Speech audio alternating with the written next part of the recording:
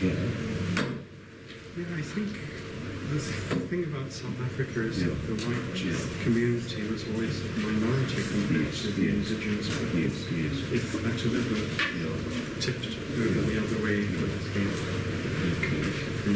And the other thing is this loaded term context. Yes. Because everybody thinks there's sort of some of them were just people who stole the handkerchief or stole because they were starving. Yes, and the convicts that were, didn't get through to Cape Town were so it's a loaded concept. It is. Yeah. I should have perhaps stressed that as well. People from there believe it. It doesn't mean to say that most Australians have moved on from anyway. The sandpapers. Right, good afternoon. I think it's gone 3 o'clock. So let us make a start. Today I want to talk about North America and the impact of Massacre on frontier society in North America. As I've been doing in the other lectures, perhaps let me start with just some basic figures, which are about population loss and demographics. It's very difficult to give a rough estimate as to how many Native Americans there were and how many perished because of massacre or genocide. But some people have tried to provide figures, so let me just suggest what they have found. One set of figures which is easiest, perhaps, is better quantified than others, is the number of American Indians or Native Americans killed by US Army operations during the Indian Wars. I suppose this is a body count of dead Indians, and we should take this body count as underestimated, I should suggest.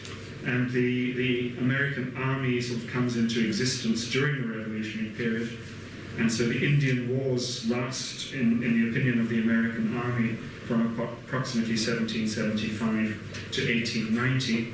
And in this period, the body count is 38,500 to 53,500.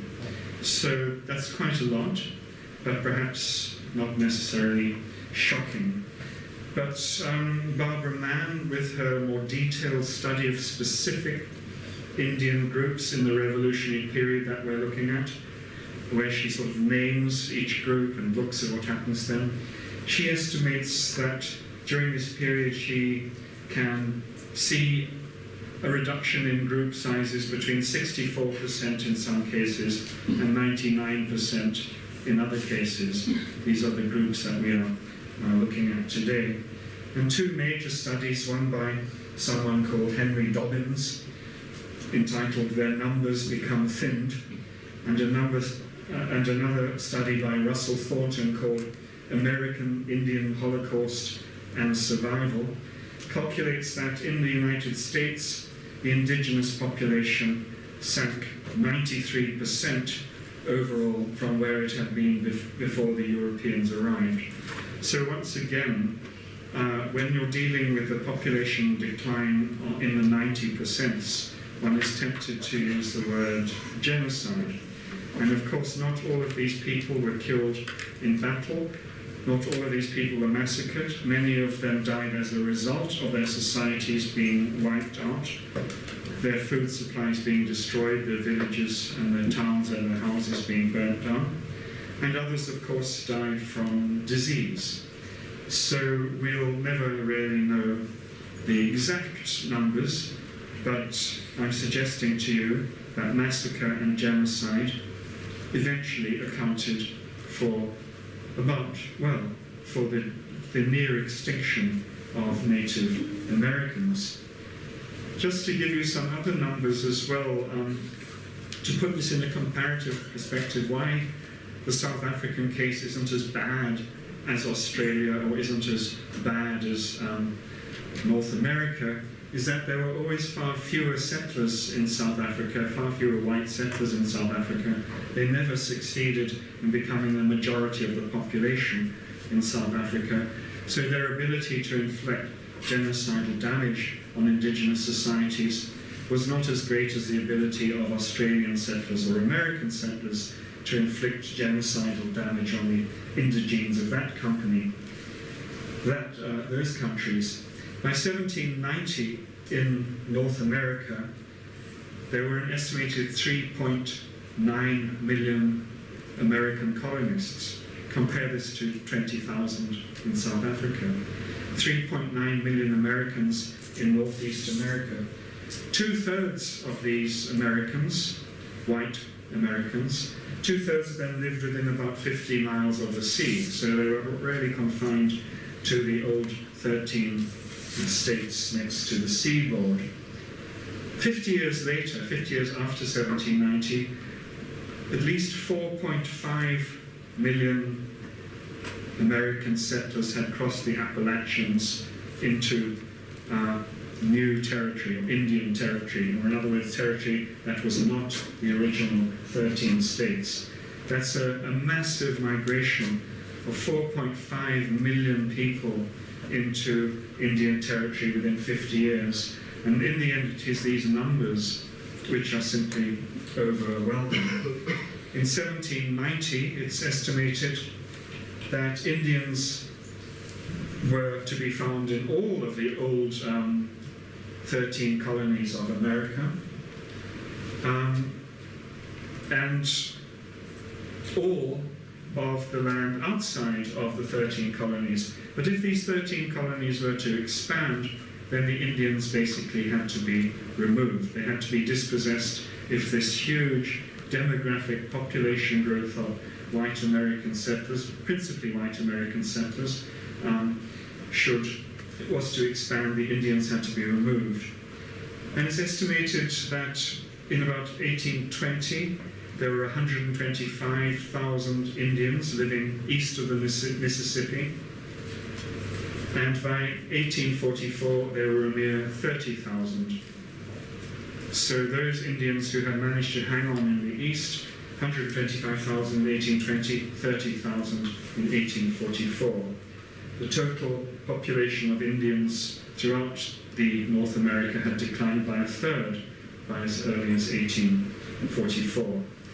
And so the new nation of America, the United States of America, was literally built on Indian graves. And this has been one of the challenges to Americans, to American historians, is to try and justify the coming into existence of a nation that is built on the graves of the indigenous people. And various Americans have dealt with this problem in different ways.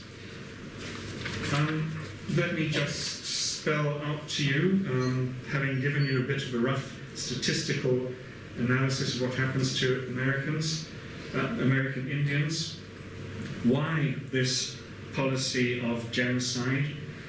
I think I mentioned in an earlier lecture that really it's linked to land. The American settlers want the Indian land, and the genocides result from a deliberate policy of conquest in which Indian land was the prize and Indians were represented as being the obstacle to this prize. Repeatedly, American tactics, and these tactics aren't things which happen by accident. Every step of the history of this genocidal removal of American Indians is recorded by people who are actually quite frank about what they're doing.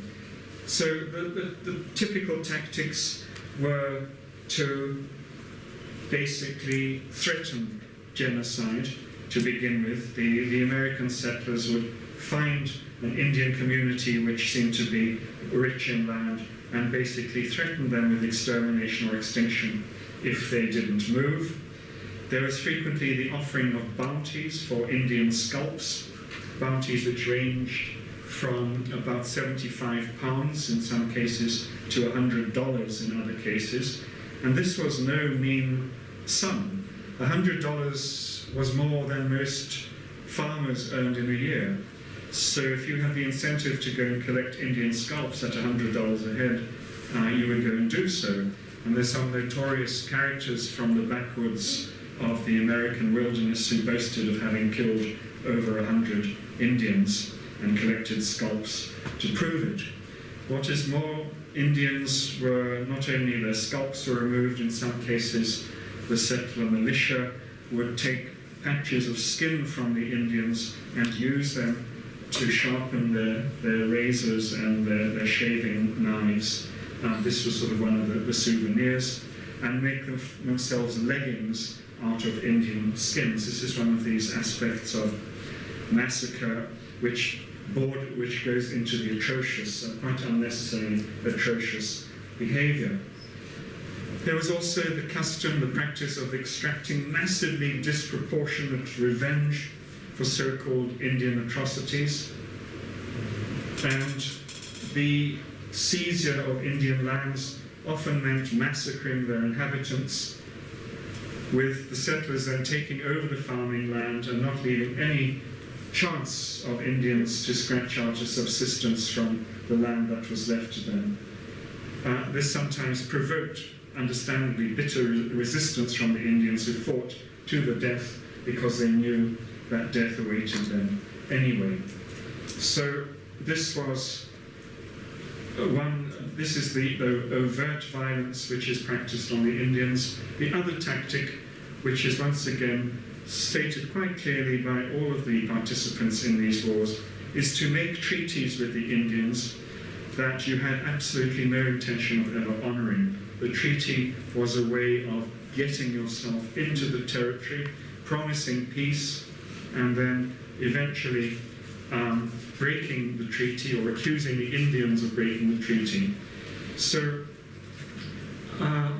these fraudulent treaties, poisoned treaties, are a feature of this story, and understandably the Indians begin to distrust all treaties that are made with white settlers, because these treaties are actually one of the tactics of overcoming their resistance.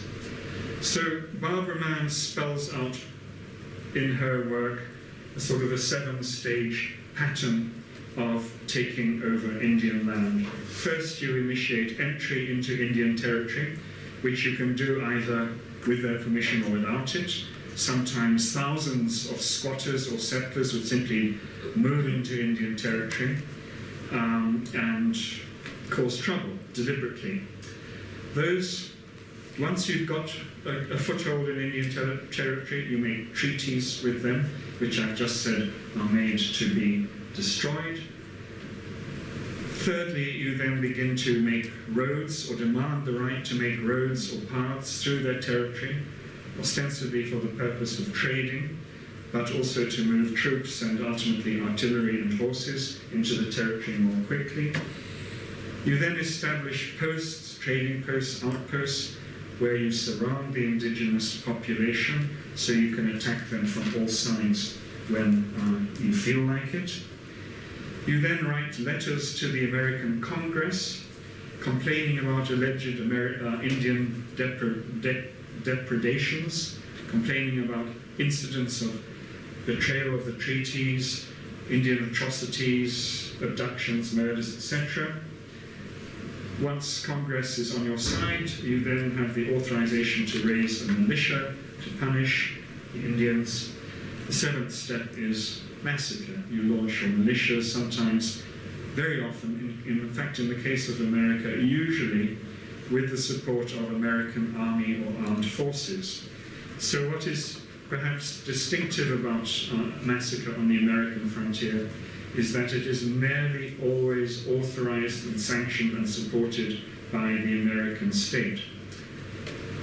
Also, a point we have to make about the American army, the USA Army sounds like a grandiose, well-disciplined fighting machine, but actually it consists largely of militia drawn from backwoodsmen or border country ruffians, hooligans, the real offshoots of polite society are found on the frontier, and these are your militia.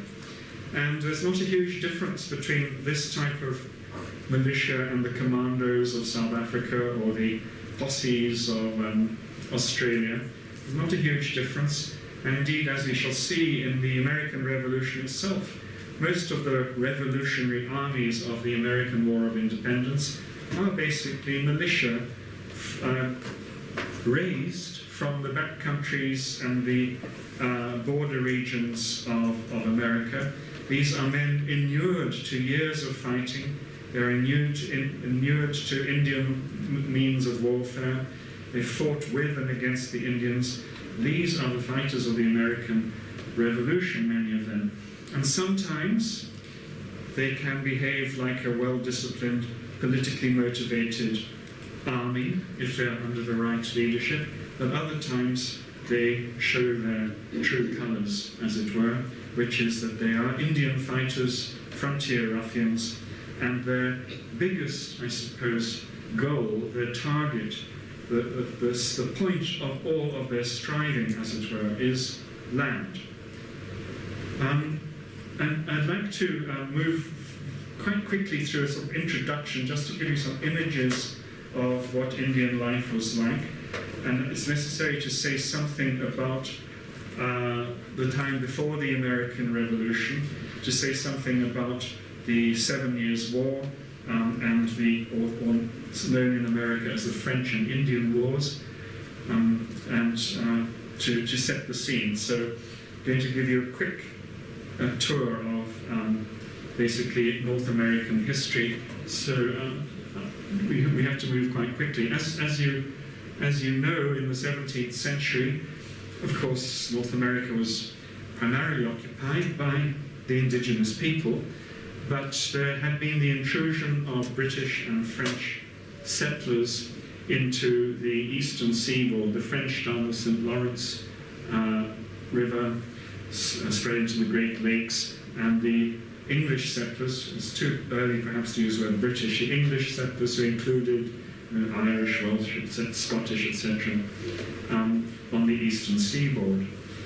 The people they met were people like this. The debate right from the start is, are these people savages? Do they have a right to the land? Just as all over the world, frontiers of colonial settlement are trying to make sense of the people that they are displacing. Following the ideas of the time, the Indians, of course, were characterized as being savage, but these very first encounters, these are drawings by John White, who was a member of the first abortive British colony in 1585. You can see they're actually sensitive, these drawings. They're actually full of admiration for the material culture, the art of these people.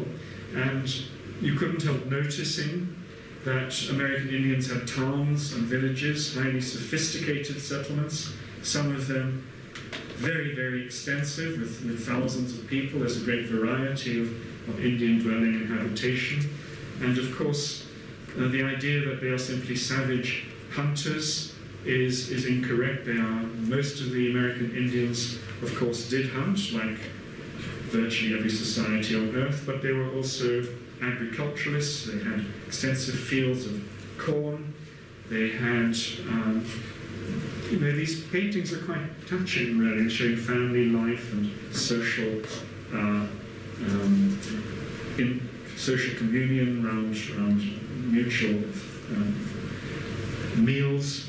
Here's another typical example of an Indian village, which, you've got your crops, your corn, you've got your sophisticated dwellings with different functions, you've got places for meetings and dancing and ritual, you have the communal fireside. Here you have your different ceremonies or religion. You can't accuse the Native Americans of not having religion. So in every respect, they are cultured and civilized people, and yet the discourse of the day was that these are savages, they are children of nature, they move over the land rather than possessing the land. They don't improve the land, And somehow the Europeans also managed somehow to disregard the agriculture that was so obvious to them, even though during the wars against the Indians, the colonists targeted the crops for destruction. Nonetheless, they still somehow believed the Indians were not capable of agriculture. And here you see sophisticated methods of burying the dead, honoring the deceased, I suppose. I can't go into too much detail, but I think you'll agree that the details you see there are fascinating, evidence of a sophisticated religious and cultural system. And so we could go on, elaborating the fact that Indians were in many senses perhaps equal, if not superior, to some of the rough, coarse and violent Europeans who came into them with steel and gunpowder and altered their world. Of course, with the Europeans came disease, and these pictures of 1585 are before many of the northeastern Americans succumbed to disease. The prevailing North American Indian myth, their name for North America is Turtle Island. They believe that the whole world rests on the back of a turtle. And when too much rubbish, too many bad things get heaped on the back of the turtle will turn over, spill everybody into the ocean, and we can start again. Perhaps we're not too far away from that point in our history. Turtle Island is, well, in a crisis. The other thing about American Indian culture is that although their people often fought each other, they had a sophisticated different forms of government in all of their societies, a system where elders played a huge part in sort of democratic council discussions, the role of women in different societies. Barbara Mann has written books about the Iroquois women and their great role in Indian society. Sometimes, indeed, it was the women who were the ones who were left with the final decision as to whether to declare war or not, because the women realized the consequences of war, the seriousness of war, perhaps more than the young braves who were lusting for a fight. So this was, and of course there are many, many different types of Indian culture. I'm generalizing a lot. But the wampum beads shown here were used in negotiation and treaties to, the different colors and styles reflected different significance, different symbolism, and you would declare war or make peace or according to the style of beads that you gave as gifts. And some of the greatest insults and provocations could come from defiling or not respecting the significance of the beads. With that brief survey of Indian life and culture, perhaps I should also mention that what struck Europeans about Indians was their great bravery, their stoicism in battle, and one of the things about the northeastern Americans was that Barbara Mann would not agree with me here. One of the things is that they did practice a form of ritual torture on their enemies, but they themselves, every American Indian expected that one day he might end up being a captive and might be ritually tortured. This would only happen, you'd only be tortured if you came from a really bad bunch of people who'd done something terrible to the other side. But most American Indians were ready to face being tortured themselves, and they faced death and torture with extreme bravery. And you would spend some of the time in your youth preparing your death song for the eventuality of your own death. So when you were tortured, you would sing a song of defiance as you were facing death, which, well, I find quite admirable, but I hope I never have to sing my own death song when I'm being tortured. So the Europeans thought this behavior was savage, although it was extremely brave. And of course the Indians also sometimes took scalps, although Barbara Mann would say that they only began taking scalps in retaliation for the European practice of taking scalps. So this is a contested field of cultural history, but I think it's safe to say that by the 7 Years' War, both sides were taking scalps, and it was only the Europeans who were offering a bounty on these scalps. For Indians, they were war trophies.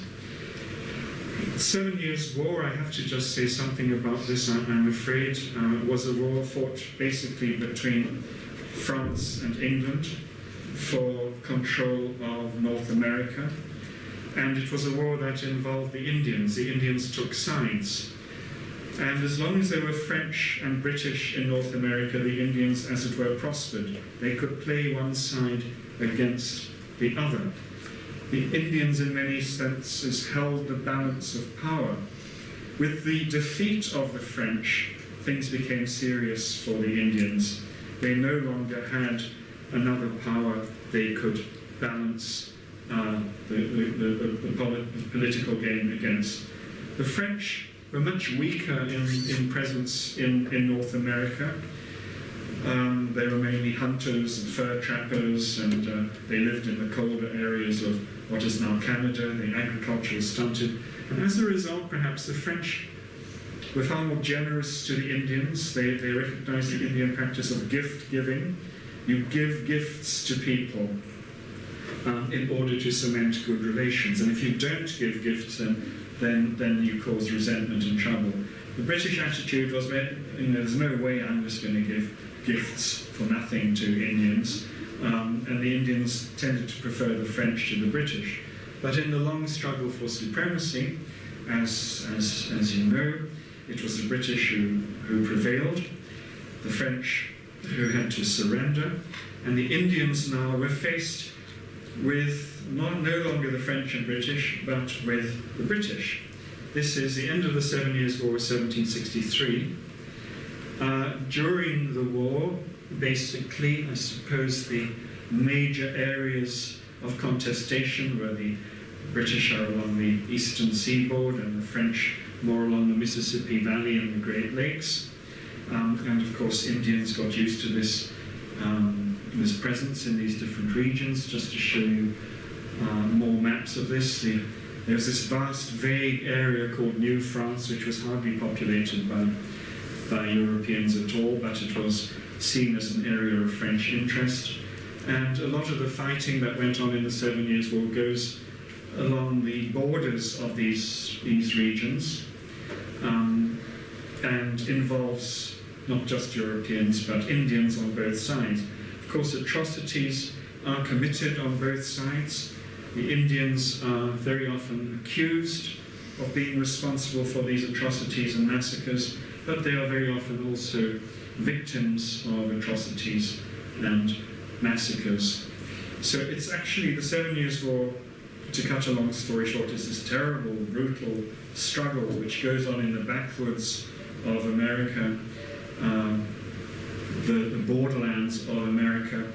And the people who fight in this have had years before the 7 Years' War of living a life of rugged frontier confrontation, years during the war, and in 1765 they're not just going to become pacific and stop their ways, especially not the American settlers, who now feel that they've defeated the French and they're not going to let the British government now stop them from what they're doing. And of course what the American settlers want to do more than anything else is move into this supposedly recently conquered French territory and take land from the Indians, and they are not going to let the British stop them.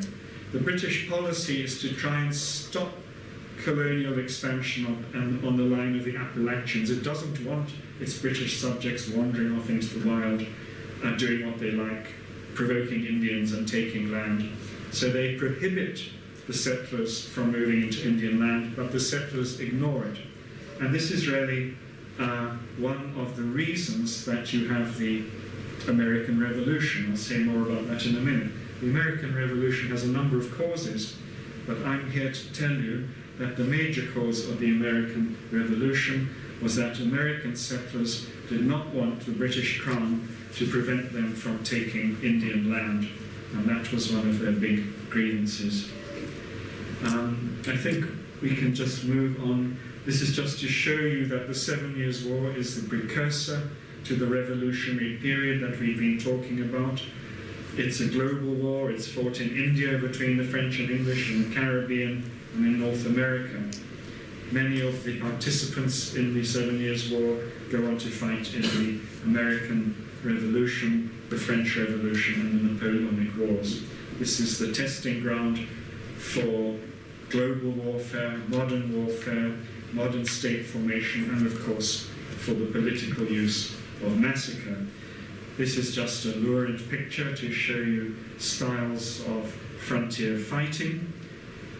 This shows you Indians being heavily armed, but as a matter of fact, the Indians usually had inferior weapons, and throughout the years of which I'm going to be discussing, the Indians are usually underarmed compared to the much better armed opponents that they face.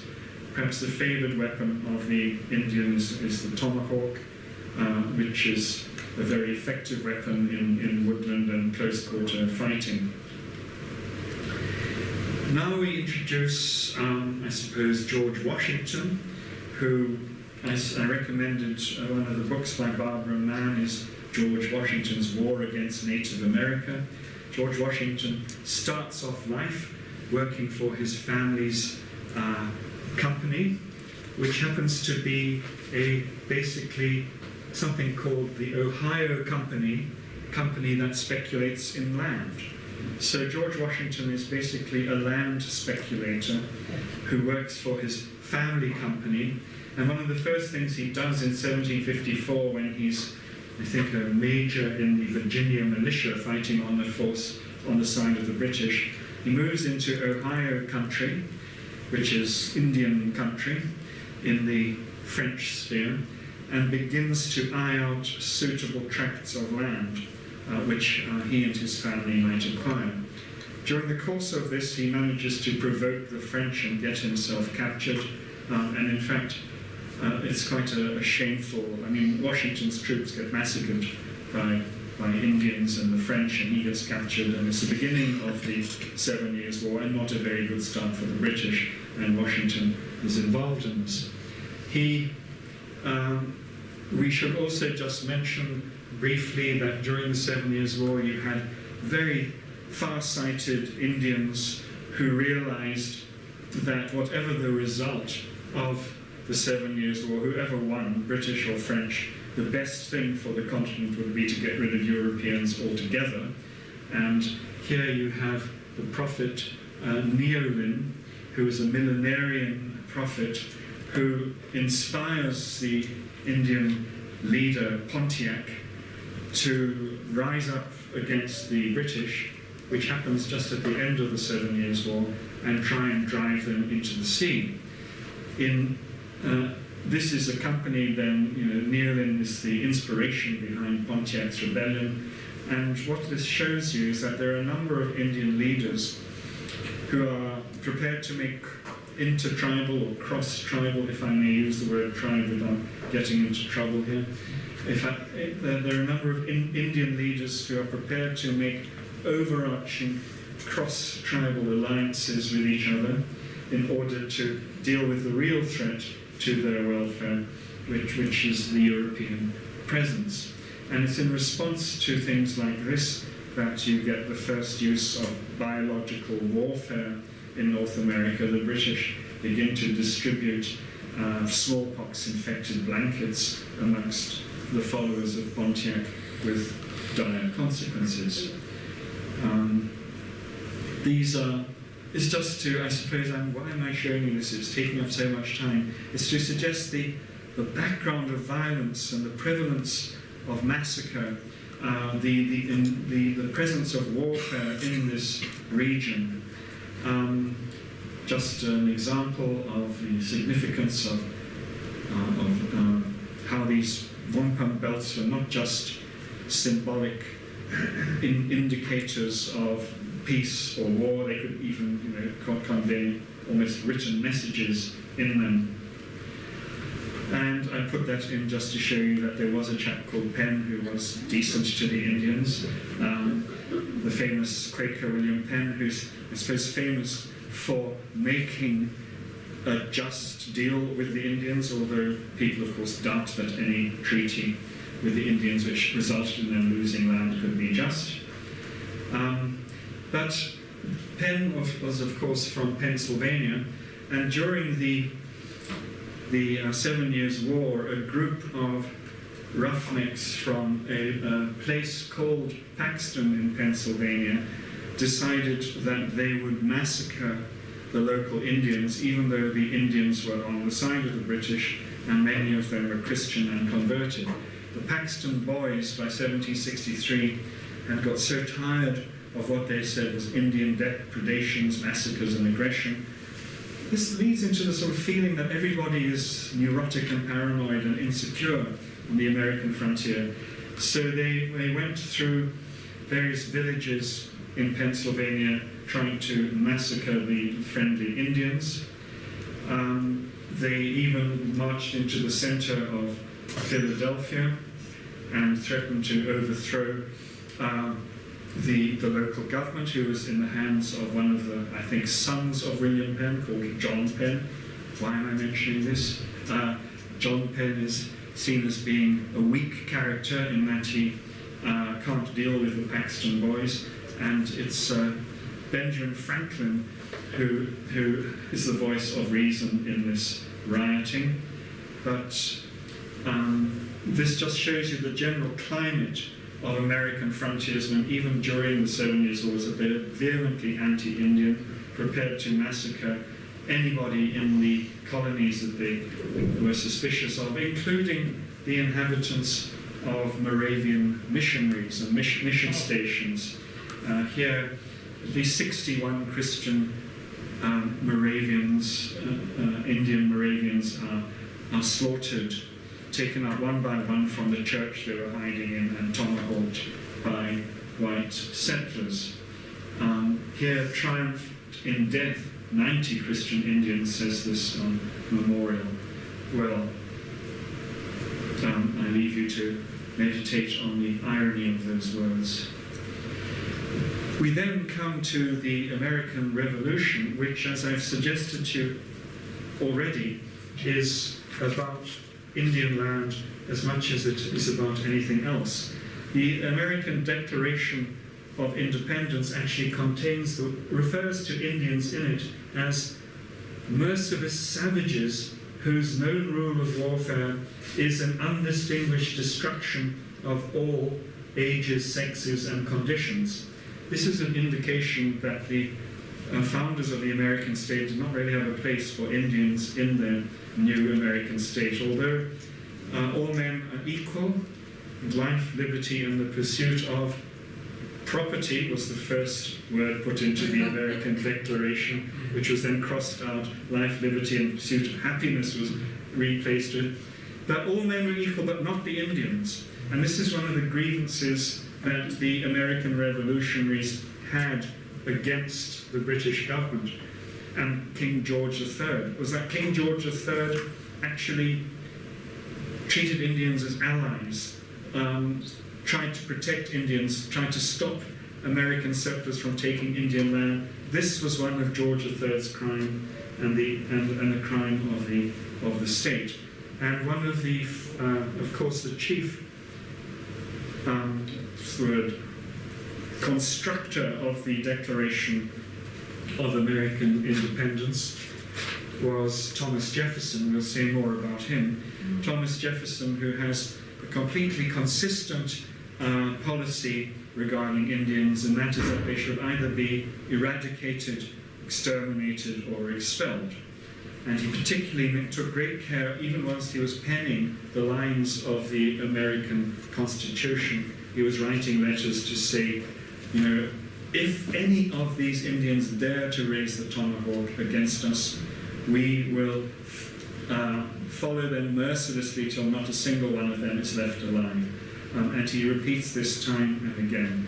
For Thomas Jefferson, one of the reasons for fighting the American Revolution is to get rid of the Indians from the 13 colonies altogether.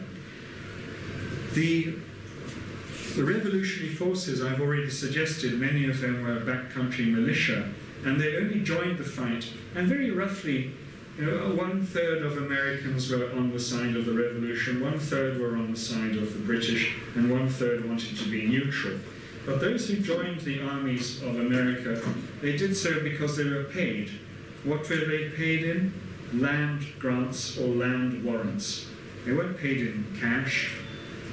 They were paid with the promise of land. Where was that land going to come from?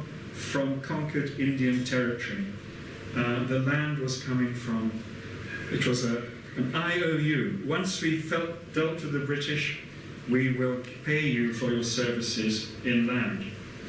But some of the major operations of the American Revolution, in fact, most of the major operations were not launched against the British at all. They were launched against American Indians. Not even hostile American Indians, sometimes friendly or neutral American Indians. And this is where George Washington must take some of the blame. Just, some maps, the British had tried to protect that pink strip in the middle from the encroachments of settlers, and the settlers, of course, wanted none of that. Just to remind you that as far as Americans are concerned, the only real massacres of the American Revolution were massacres perpetrated by the British on American settlers. So I'm not trying to suggest that these didn't happen, but these were not the main events of the American Revolution. Here is the Declaration of Independence, which I've already said something about. It contains the idea that Indians are savages who have no place in the new order, and Thomas Jefferson is especially active in propagating this this idea. Why am I putting in the Boston Tea Party?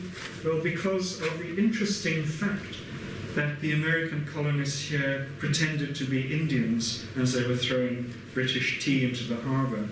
And the psychologist Norman O. Brown, who has written some interesting works, has the following comment to make on this.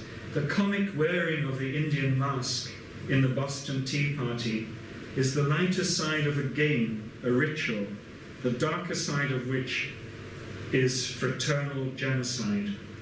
Indians are our Indian brothers, one of the lost 10 tribes of Israel, the lost sheep we came to find, now unappeased ghosts in the unconscious of the white man. Okay, what Norman Brown is getting at here is that the Indian is sort of the shadow soul of the European, the part of his psyche, the sort of the other aspect, the dark and light side that he has to try and deal with. Well, I just put that in for fun. And here, just to put the spotlight back on Washington, who is one of course, the heroes of the American Revolution.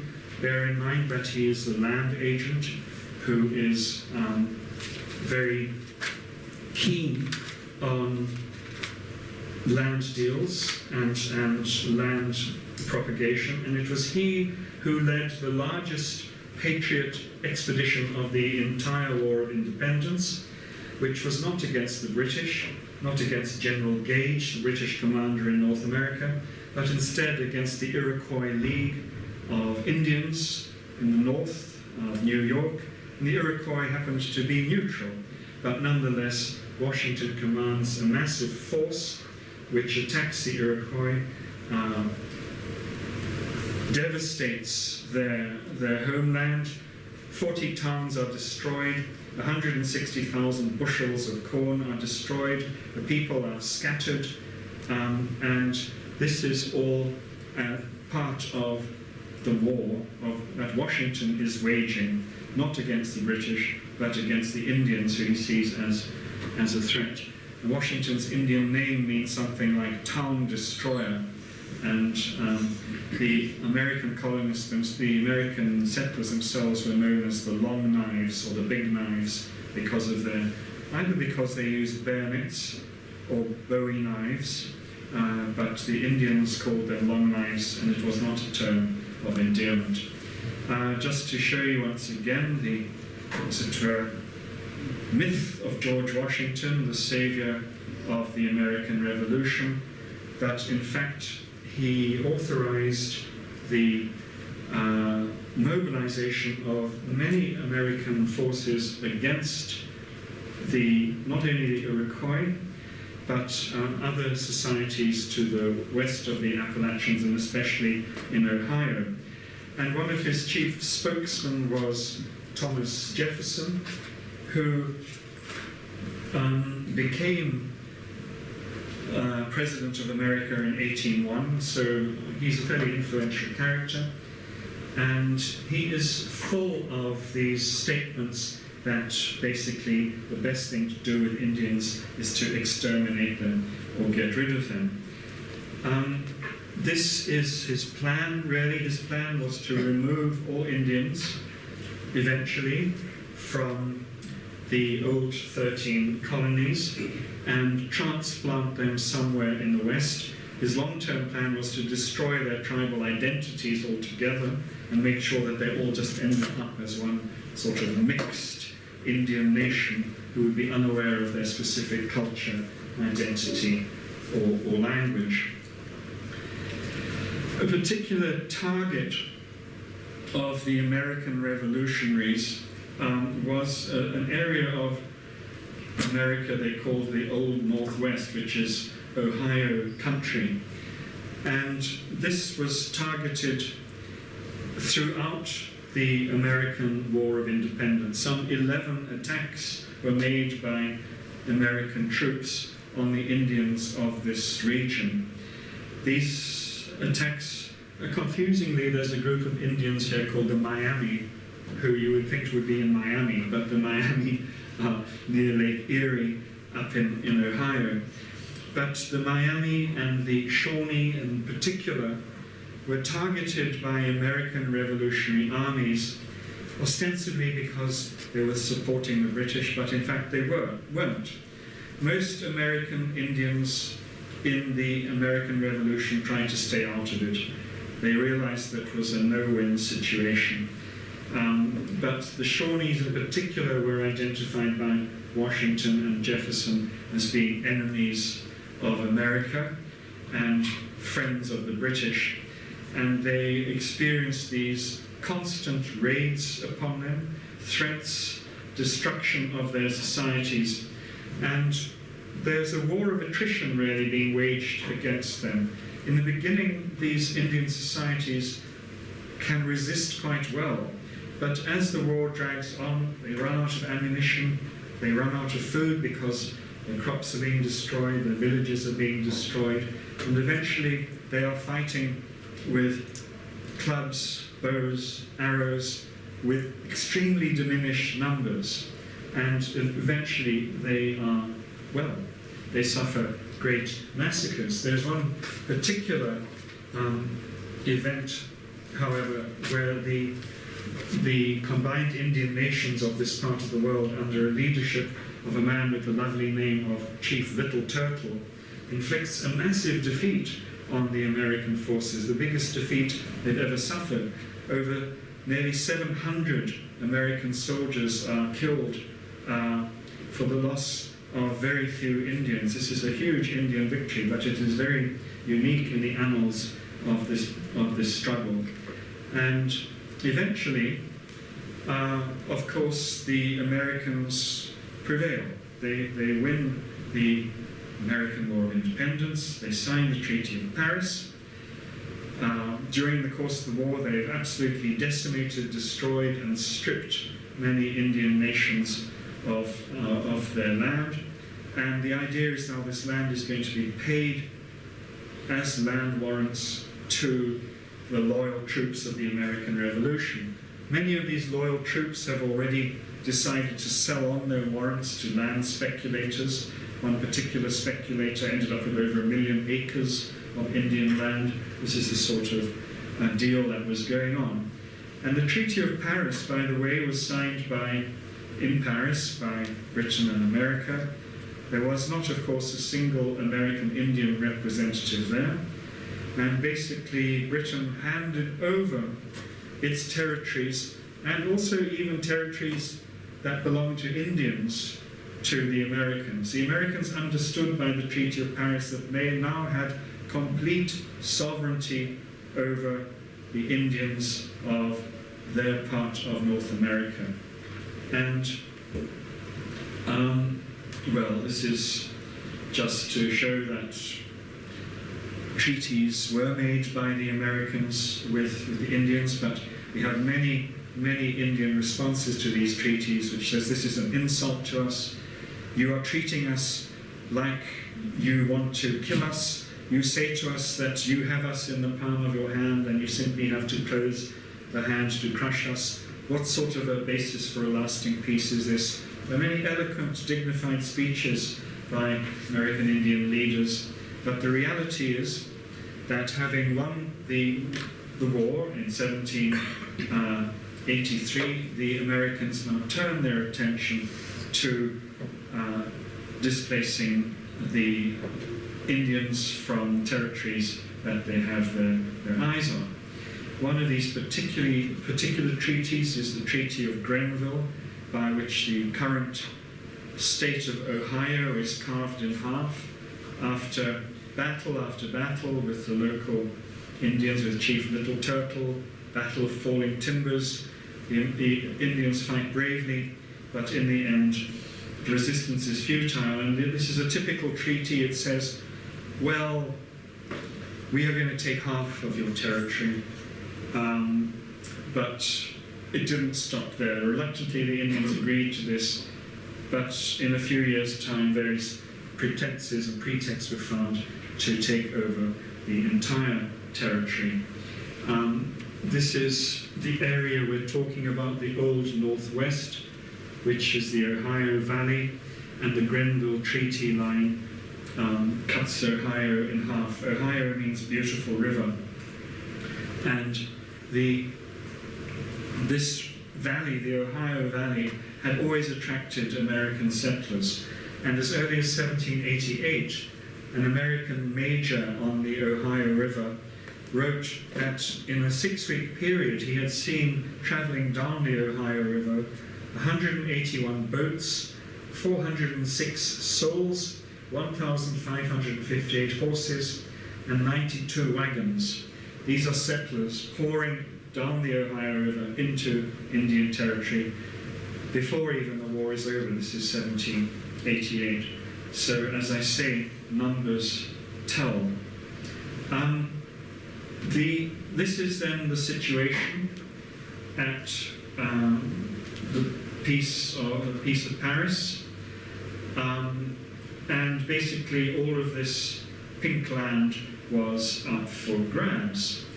The yellow bit there is Louisiana, and in 1803, Napoleon, to link this to the French Revolution, Napoleon decides there's no way he's going to be able to actually create a French empire in North America, not with the British Navy in the way. So he may as well sell French claims to the Americans. And this vast area of central United States now falls into the American hands in 1803. This is just after Thomas Jefferson has become president in 1801. And Jefferson, of course, is delighted with the Louisiana Purchase. I mean, who wouldn't be? The size of America has doubled, and he now realizes, does Jefferson, that he has the potential to move all of the Indians that he doesn't like into this new territory. and he basically sets about, he proposes a policy which will then become implemented